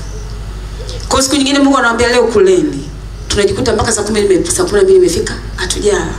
Kwa sababu miili tayari imeshajiadjust, na inawezekana wana wa Mungu. Very possible. Kwa wale ambao hamjazoea, anza taratibu hivyo. Bwana Yesu asifiwe sana. Lakini vitu haviwezi kutokea hivi hivi. Haviwezi. Unataka market share kubwa, unataka ofisini kwako, unataka nguvu za Mungu, unataka mambo yatokee kwenye maisha yako, funga, omba, toa. Ishi katika Mungu anavyotaka uishi, kwa mtii. Bwana Yesu asifiwe sana. Yesu asifiwe.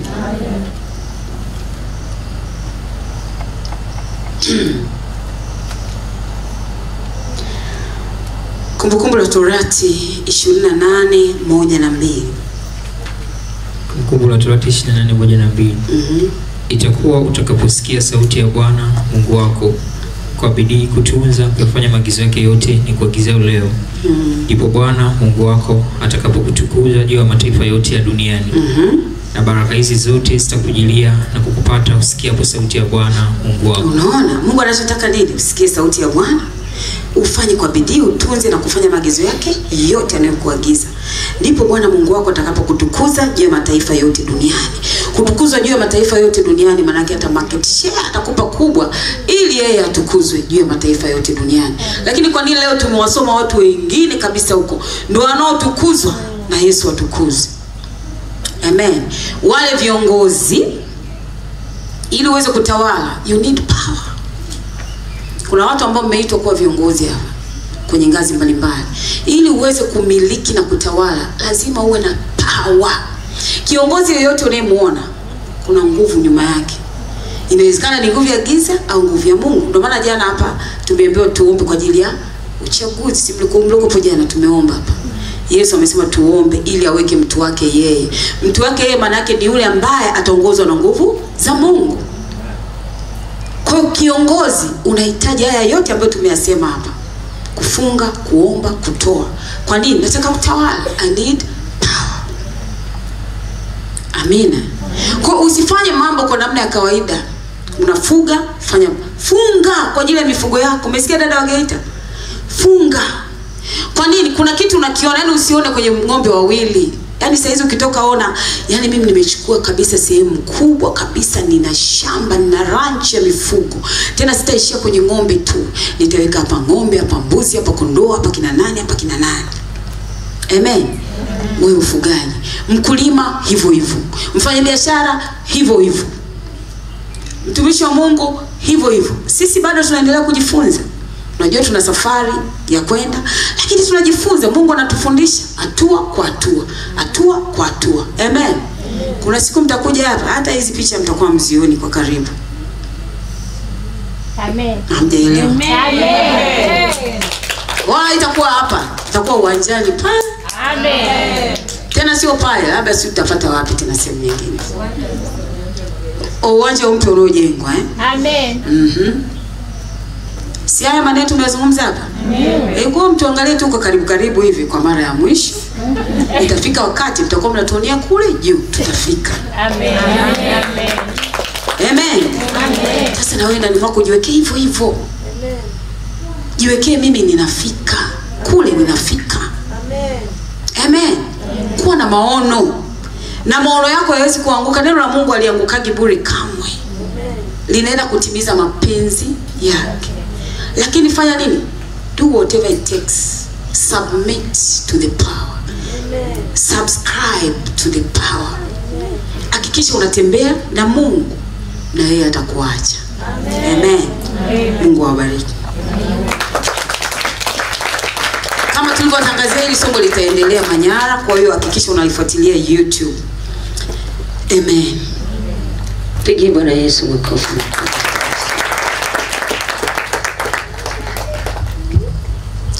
Haleluya. Bwana Yesu asifiwe sana. Wangapi mwelewa neno? Kwa uchache wetu hapa au wengi wetu tulioko hapa, tuna uwezo kabisa wa kubadilisha vitu. Tuna uwezo kabisa wa kugeuza mambo. Lakini hivi vitu havigeuzwi mpaka tuweze kuhakikisha haya tunayofundishwa tunaweka kwenye matendo. Bwana Yesu asifiwe sana. Mimi naomba nikazie kabla tuingie kwenye nani ya sadaka. Sijui Arusha tunarudi. Arusha tutarudi.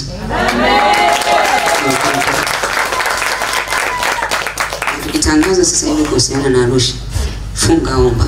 Amen. Watu waje wengi. Amen. Ili Arusha yetu hii tuibadilishe, si ndio? Amen. Naomba, lakini sasa hivi tunaona Mungu anatuletea na viongozi ambao at least wanabadilisha na Kanani Arusha. Wengine unaona kawaida maombi. Haleluya. Bwana Yesu asifiwe sana. Mimi naambia mtu wa Mungu, mtumishi amezungumzia hapa kuhusiana na sacrifice. Amezungumzia kuhusiana na kutoa. Yaani toka hapa kama unajijua kabisa ndani mwako wewe ni mzito kwenye kutoa. Nenda kafunge kabisa, omba mfungo wa kumwambia Mungu, naomba unisaidie niweze kuwa mtoaji. Tunaoona wenzetu wanafanikiwa. Yaani tumeenda Ghana, mtu wa Mungu. Ghana hata sasa hatujafika tambali, sijui kwenda wapi. Ghana tu hapo. Ni Afrika. Lakini unaona kabisa Tanzania yetu sisi tuko nyuma. Tanzania yetu sisi tuko nyuma. Yaani tuko nyuma kwenye vitu vingi mno. Tuko nyuma sana. Na tuko nyuma kwa sababu gani? Tumelizika na maisha. Yaani mafikiri hapa mtumishi anazungumza, anasema mfanya biashara mwingine anaulizwa sijui yaani mwingine mfanya biashara ana gari lake yaani anaona ameshatoboa. Anaona ndio kesha maliza. Yaani hapa yeye ndio anaweza the work of the God. This is the work of the Lord. Haleluya. Lakini nini pasu? Wengine tena za kuomba. Bwana Yesu asifiwe sana. Lakini imagine unaambiwa heka 250. Mle ndani kuna stadium inajengwa sasa hivi. Stadium kama hii tunapozungumzia hizi za Mkapa stadium sijui wapi, inajengwa mle ndani. Kuna vitu yani mambo ni mazito yanayofanywa huko. Kwa kweli ukitoka mle, hata kama watu walikuwa wanazungumza ubaya kuhusiana na Yesu wako, mtu akitoka mle ana shut up. Ananyamazishwa.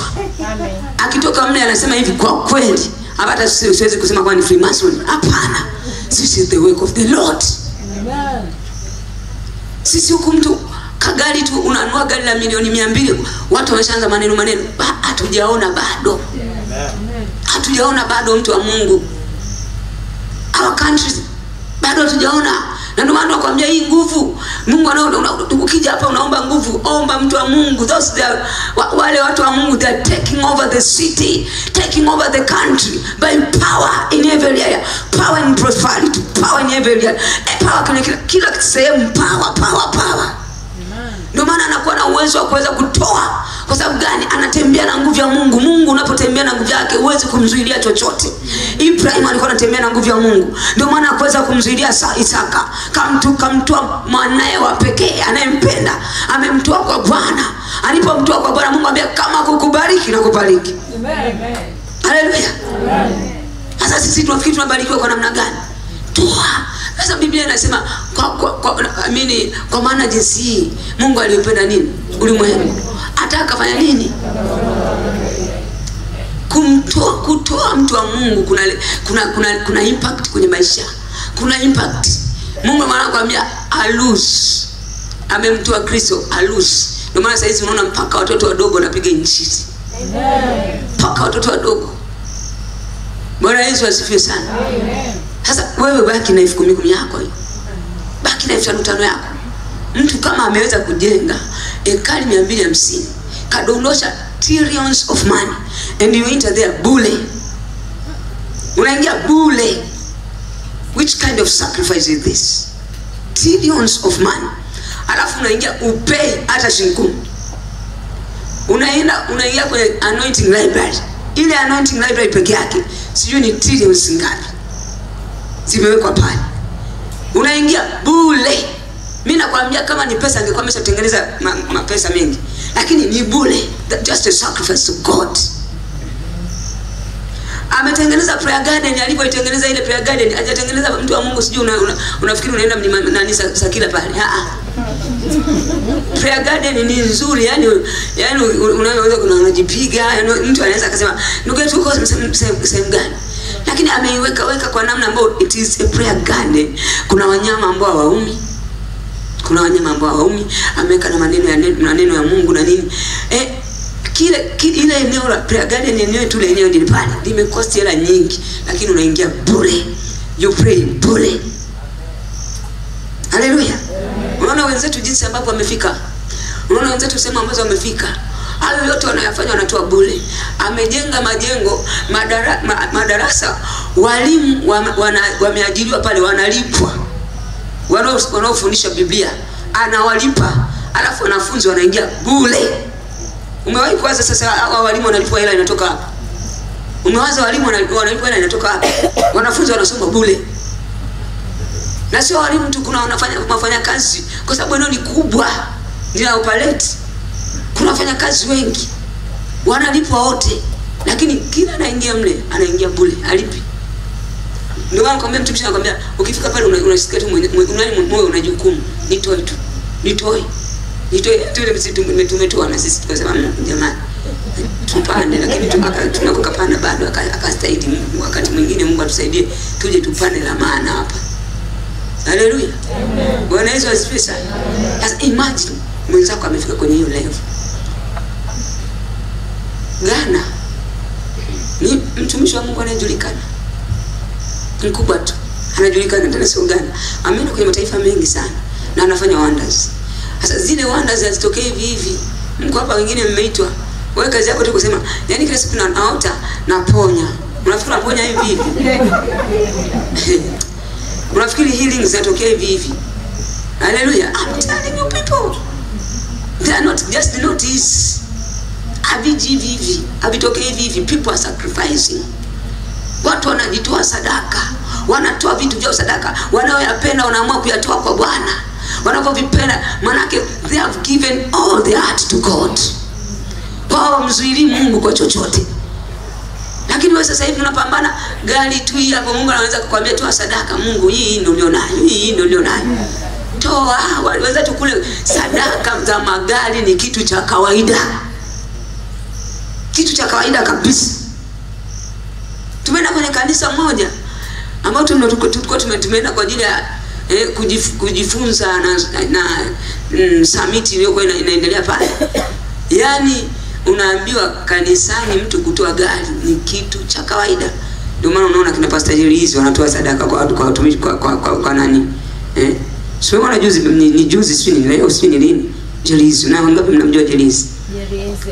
Yes, Jelizi. Ametoa sadaka kwa nani? Worshipers wake. Singers wake. Kila singers kampa gari lake. Sasa unaweza kuwaza sasa kwamba ni kitu cha hichi kitu nitaaje hichi kitu. Mtaji. Na hao singers mpaka wanapewa. Sio kwamba walikuwa wanatania mwingine anaweza kusema huko kwetu sisi hawawezi kukupa. Fanya cha ziada mpaka upate hiyo. Amen. Unafikiri unapata hivi?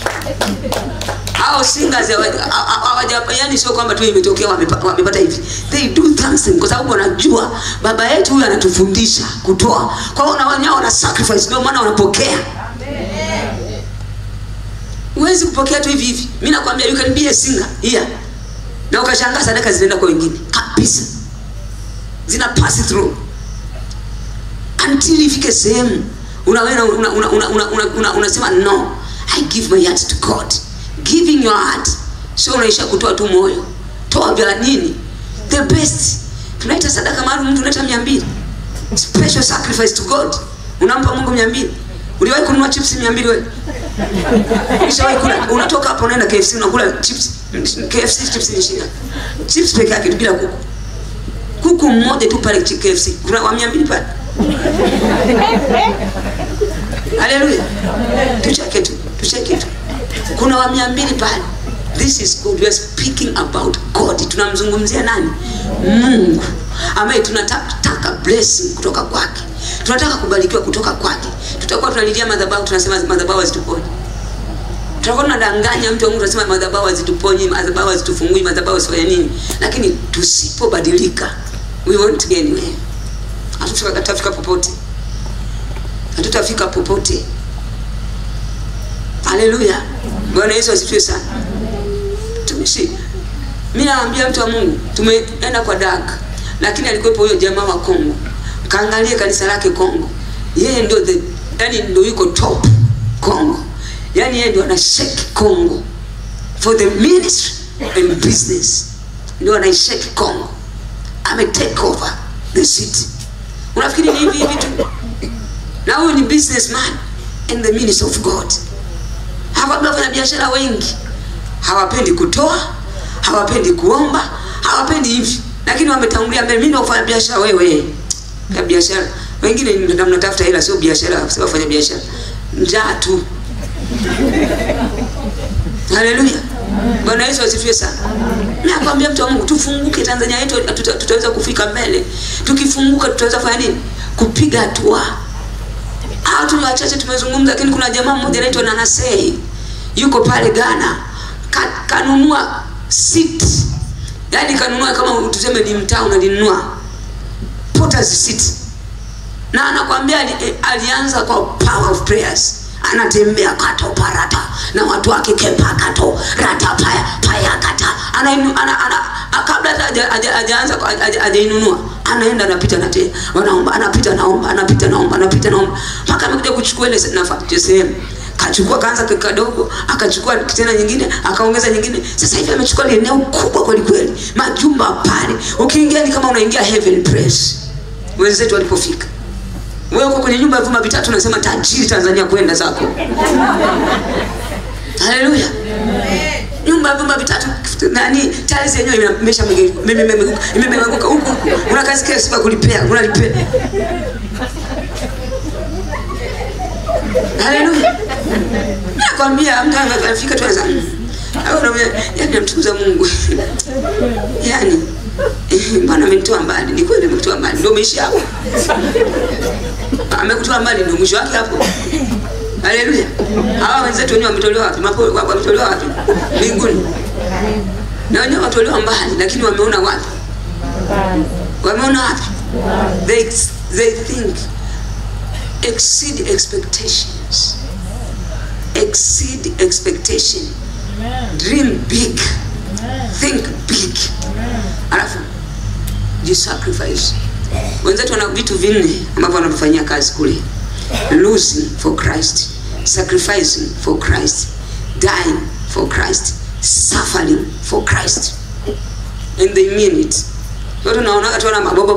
Kwa hiyo na sisi tukija hapa bobo amna chochote kinachotokea. They sacrifice, they suffer, they lose, they die for Christ. Haleluya. Sasa hivi vyote vina namna yake ambayo inahitaji somo kabisa kufundishwa. Huko Arusha hapa unataka Tanzanite zikufuate dukani kwako. Sio mpaka ije Tanzanite. Watu wanaomiliki Tanzanite waje dukani mwako. Mtu wa Mungu, you have to do something. You have to do something. Yaani usipokomaa utaishia kuuza nguo hizo zote za Kariakoo. Sijui ni Kariakoo, kuna Kariakoo na kwenye sindi. Kila sehemu kuna Kariakoo. Utaishia kuuza hizo nguo za Kariakoo, ukiona duka unaona kama limefurika lakini hakuna chochote unachopata. Zile nguo za Kariakoo ukienda kule, yaani unakuta duka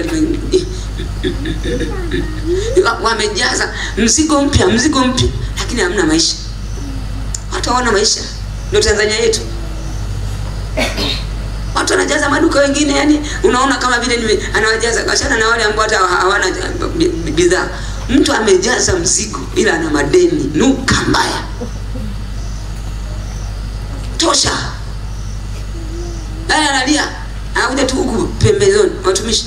Yaani mimi msinione duka langu lile pale. Lakini hali yangu ni mbaya. Mwingine hapa tunamzungumzia. Wengine mko hapa tunawazungumzia sasa hivi, tunasema huyu ni mimi kabisa. Huyu ni mimi. Alafu yaani watumishi, mimi sielewi Mungu ameniacha au ni kitu gani? Yaani nashindwa kuelewa. Kufunga nafunga, unafungaje? Kuomba naomba, unaombaje? Kutoa natoa, unatoaje? 500. Haleluya. Tupili 500.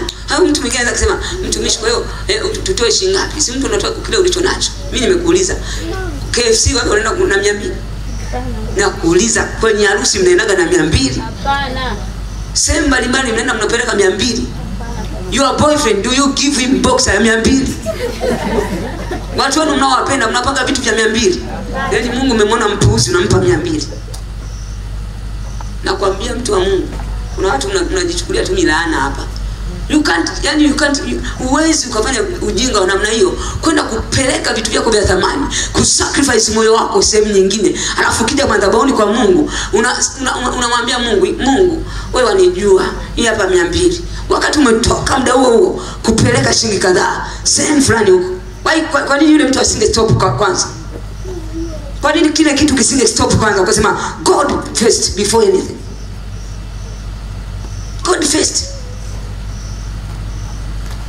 Haleluya. Lazima tujifunze, mtu wa Mungu. Hivi ni vitu, yani mimi nakwambia ni kufunga, unaweza ukapambana ukazifunga 3 kavu. Unaweza, mko hapa watu mnaweza kufunga 3 kavu mpaka 5, unaweza. Mko hapa watu mnaomba, mnakakamana maombi ketoko pakeka okokokaka. Yaani mpaka sura zinakakama hivi, unaweza. Kwenye kutoa ndio issue. Na hapa ndio sehemu kubwa ambayo watu wengi wanashindwa kutoboa. Eneo la kutoa. Haleluya. Nakwambia habari za kufunga sijui nini. Wengi yani hapa kuna mtu ambaye hajafunga. Wadada ambao wanatafuta waume wamefunga mpaka mishipa ilishawaka kama mpaka wameacha kufunga sasa hivi. Funga unatafuta mume. Mifungo sijui unaambiwa sijui funga mpaka unataka kujikaba. Funga yani unajikaba unakaribia hamna mume anayekuja. Haleluya. Kufunga kama kuna kitu unakitafuta, mtu wa Mungu hapo wengi hapa mnaoweza kufanya. Kuomba, unaambiwa haya maombi kwa ajili ya mnajaga kwenye yuko YouTube, mnafika hata 1000, 2000. Nini maombi ya mume? Mimi najua Mungu atanisaidia. Mungu atanisaidia. Yaani utaamka saa 7, utaamka saa 8, saa 9, hata nyingine atakwambia, "Haya utaomba mwenyewe usiku." Yaani utapambana utaomba usiku. Haleluya. Kutoa ni issue. Kwa hiyo hata ukiambiwa utoe kwa ajili ya mume ni issue. Utajikusanya ukishia maisha sehemu fulani. Ukiambiwa kazi ya Mungu toeni, unakula sadaka zetu. Ndio statement za Kristo. Kristo, unakula sadaka zetu. Hamna chochote hicho. Hamna lolote. Unakula sadaka zetu. Wengine wanaamua kusema, Mungu, mimi natoa sadaka kwa ajili ya hii huduma inayokuja. Milioni 14 ndio inayotajika. I take it all. Naitoa sadaka. Milioni 14 naitoa sadaka. Bwana, ukaonekane kwenye maisha yangu. Mungu hawezi kumpita mtu kama huyo. Kinachofanyika pale sio ujinga. Kinachofanyika pale ni nafsi zinavunwa. Ni nafsi zinaokolewa. Ni nafsi zinakombolewa. Mungu hawezi kumwacha, lazima ambariki. Lazima amfungue. Haleluya. Lakini mko hapa mko lazi kutoa amount kubwa kweli kweli kwenye harusi. Unaomba deni limebaki ila hapa na kwenye harusi milioni 2, milioni 3. Ambia mimi hiyo nitaichukua. Niandike mimi hapo, mimi niandike. Hiyo naichukua mimi. Na kwenye maharusi bajeti zake zinakuja, mimi naambia bajeti zake zinakuja za kwenye harusi milioni 100. Harusi za siku hizi watu mnataka mambo mazuri. Keki ambayo inazunguka ikishuka na kama inakata kona inarudi inapaka inafika hapa. Hii keki ya hivi ni bei gani? Haleluya.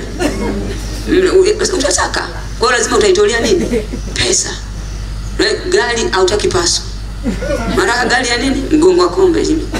Nasema Range Rover, masi nini? V8. Huna sio ya kwako. Wewe kama uwezo wako ni paso, kaka wewe paso. V8 ya kazi gani una hela? Mtolee Mungu sadaka kwa ajili ya harusi yako. Mtolee Mungu sadaka kwa ajili ya ndoa yako. Mengine hayo chukua chochote kitakachokuja mbele yako, malizana nacho. Yaani hata kutoa sadaka kwa ajili ya ndoa watu hawatoi. Ndoa hii hapo mbele. Anajua budget ya ndoa yake ni milioni 100. Atoe eti sadaka kwa ajili ya ninacho kitu ninachokiendea. Hii ndoa nayoiendea. Aseme ngoja na mimi nitafute hata milioni kadhaa, hata milioni 10, milioni 20, milioni 30 nitoe sadaka. Nitanguliza hata mbegu kwa ajili ya ndoa yangu. Hamna ujinga kama huu. Utamkuta anajipapania, anatoa 2000, 10,000, 15. Mungu akanisimamia kwenye ndoa, wewe mjinga. Akwambia kabisa wewe mjinga. Milioni 100 budget. Alafu kwa Mungu unapeleka milioni hata milioni haifiki. Unapeleka 200. Ndio maana unashangaa ndoa zinakufa. Ndoa zinakufa kwa sababu gani? Umepeleka sadaka yako sehemu ambayo haina ulinzi. Pesa yako umepeleka sehemu ambayo haina ulinzi. Alafu kwa Mungu umeacha kupeleka kitu ya maana. Kuna watu kwa tunawaambia, tunawafundisha. Siwaambia kuna kodi nyingine hatujazifundisha kwa watu. Siliwaambia hivyo. Kwamba kuna kodi nyingine hatujawafundisha kwa watu. Hapa kuna watu wengine tunawapa kodi kwa sababu wako tayari kutoa mioyoni mwao. Wako tayari. Tunawaambia hizi kodi. Okay, kwa sababu gani? Kana unakujiuliza wenzetu. Wenzetu upande wa giza. Unaona mwakani mwaka 2025 ni uchaguzi. Wenzenu sasa hivi wanaamua mwaka huu mzima hali mshahara wake. Hali mshahara wake nini? Anaimwajia nafasi mwaka 2025 anapeleka huko. Anapeleka huko. Yaani anachotaka ni nini? Akupige wewe Mkristo unajisema mimi na mimi na Yesu wangu. Tafunga tu kavu 3 ndafunga tu. Haleluya. Just imagine kama ni mwaka mzima anaitoa sadaka yake. Mwaka mzima. Wewe unakulaga tu. Nini mimi naomba power. Haleluya. Yeye anatumia power lakini bado ana sacrifice.